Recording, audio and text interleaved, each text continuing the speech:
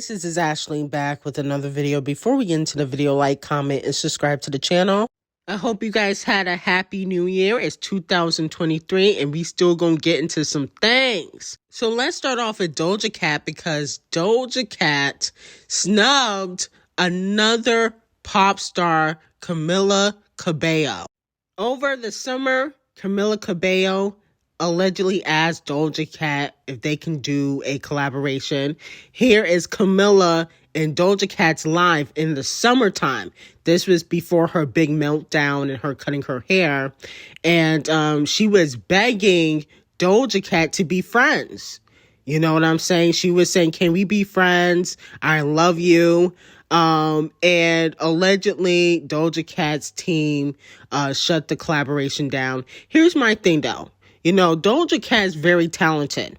I think Doja Cat's very talented, but she ain't all that. I'm tired of people begging Doja Cat to be friends and Doja Cat, oh, can we collaborate? I mean, people acting like she Whitney Houston. I mean, SZA was asking, Lizzo been asking for a collaboration, Chris Breezy the colorist. They acting like Doja Cat's the best thing since sliced bread. Okay, I'm tired of people begging to be friends with Doja Cat and wanting to collaborate with her.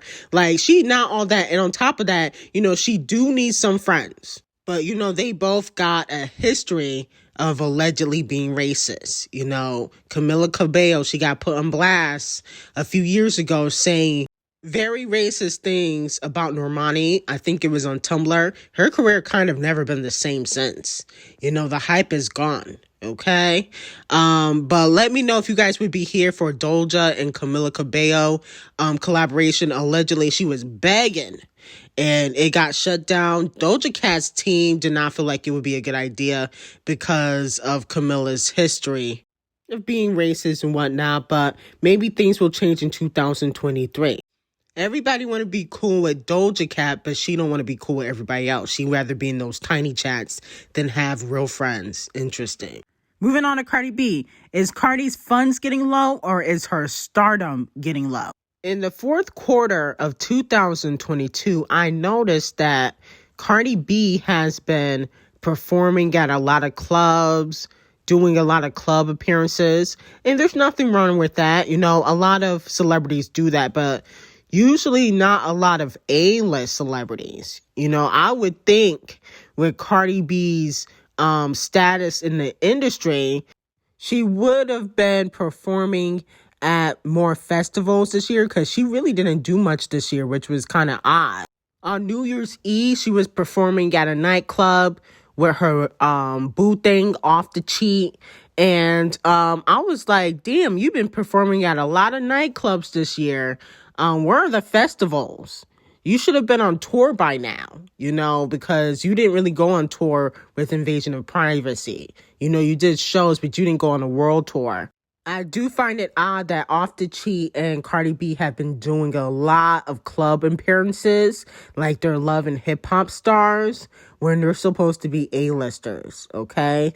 You know, I know you were on Love and Hip Hop before you blew up, but you kind of acting like Ari Fletcher. This is giving Instagram model tease. No shade. But hypothetically, she could be practicing for her tour in 2023 and 2024 because, you know, Cardi B did say that she was going on tour and that she's going to put out the album in 2023. That's what she said on The Breakfast Club.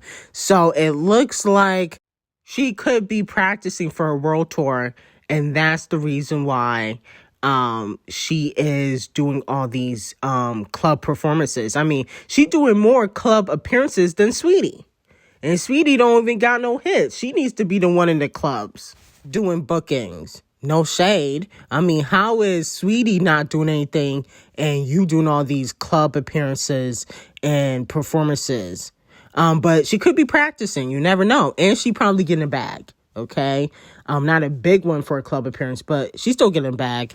Moving on to Scratch Off, we got to talk about her big tumble at her New Year's Eve performance that she did. And then also, Gangsta Boo sadly passed away. Okay? They said that she allegedly overdosed.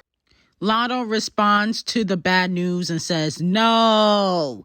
And then she also tweeted, nah, this can't be true, man. Okay, so that's what she said on Twitter when the news broke out. Now, if you guys remember, Gangsta Boo was sampled on Scratch Off's recent single, Stank the Club Up, which flopped, the song that she also featured Glow Stick in. And this is Scratch Off's idol. She said that she looked up to Gangsta Boo, so I'm sure she's really sad about this news. But anyway, LATT0 took a tumble as she was performing Low Energy at her New Year's Eve performance. Miley handpicked her for the special. And I did watch it because people were telling me to watch it. And the performance was decent. The performance was decent until that tumble happened.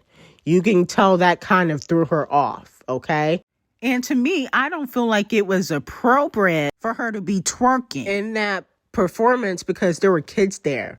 It's like a lot of these female rappers, they can't do no type of good choreography unless it's twerking. The only person that does good choreography as a female rapper is D0JA Cat, in my opinion. Everybody else, they go to that one move, that basic move, twerk, twerk, twerk. And I just didn't feel like that was appropriate, but it was a decent performance. It wasn't trash. Okay, I can't call it trash, but that tumble definitely threw her off. Moving on to Queen B. So, Queen B and other icons were ranked, the greatest singers of all time. Aretha, the Queen of Soul, at number 1. Whitney, number 2. Sam Cooke, number 3. Billie Holiday, number 4. Mariah, the Queen of Christmas, number 5. Ray Charles was number 6.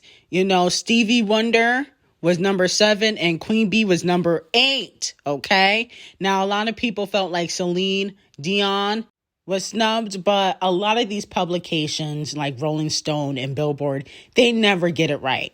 They ranked Taylor, the chart-obsessed queen, over Kelly Clarkson. Like, how do you have Celine Dion not on the list, but you got Rihanna?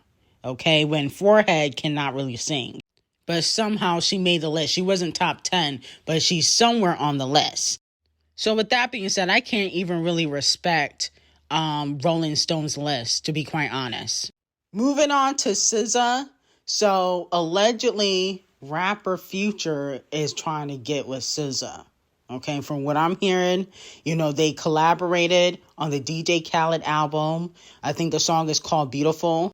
And allegedly, he has been trying to keep in contact with her.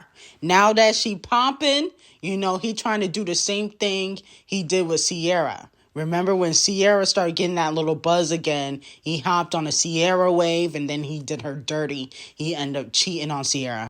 And, Future and Champagne Thickums are cool, and Champagne Thickums used to date SZA like 10 years ago. I'm sure Champagne Thickums would not care. I want SZA and Future to get together because I know that it's not going to end well and that we can get some good music out of it. Okay? Then SZA will be motivated to put out another good album. And then Future can also put out some good music because, no shade, the last few projects have been kind of like blah, kind of boring. The only time he charts is if, Champagne Thickums is featured on it. So I think that it would be good for both of them to get together and make some really good music after they break up. Okay, so I'm here for it. And then moving on to Chloe. So allegedly, Diddy and his son, King Combs, who also does music, they want to work with Walmart Beyonce. Okay, let me know how you guys feel about that. Now, Diddy is working on an R&B album, so I can see why he wants to work with Chloe. He recently put out a new song with Party Next Door. It's called Sex in the Porsche, and I'm gonna be honest with you, that's my song. I like that song with Party Next Door. I don't like when Diddy raps, but I do like how he features the R&B people like the Bryson Tillers and the Party Next Doors on his singles. But Diddy cannot rap. I don't care if he has writers or not. It's trash. But with that being said, are you guys here for Diddy x Walmart Beyonce or King Combs x Walmart Beyonce collaboration. If you guys remember, King Combs and Tiana Taylor did something a few years back. I think it would be good music. And finally, Chloe can get rid of the Disney Channel Poom Poom Shorts Empire music and put out some real R&B, because that's one thing Diddy is known for, is putting out real R&B hits. He just can't rap. I don't think he has any talent. But the people that he features on the song has talent. Moving on to Rihanna. Frank Ocean wants to work with Rihanna. He's coming back in 2023. Okay, because allegedly he's supposed to be headlining Coachella. I wouldn't be shocked if he finishes Coachella and he end up not performing, because at the end of the day, he finished his own label years ago. So I wouldn't be shocked if he did that with Coachella, but he's trying to work with Rihanna. Same thing with The Weeknd. The Weeknd wants to work with Rihanna. Here's the thing though. I understand like Rihanna comeback era, everybody's anticipating, but I would not get so hyped. I mean, we all saw what happened with Lift Me Down. You know, it was a moment for like 24 hours. And then after that, you know, nobody cared.